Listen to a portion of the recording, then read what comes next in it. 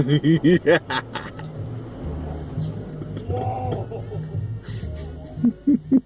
sketches told part of the tale, but John Coltrane also used liner notes to say more of the meanings of Love Supreme. He tells the story behind the music, mentioning his rebirth in 1957 when he renounced drugs and dedicated his life to God.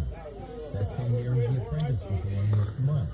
From then forward, Coltrane strove to use music as a glorification of the Almighty, and included in the notes a poetic prayer lining out his gratitude to the Creator. Historian Scott Saul.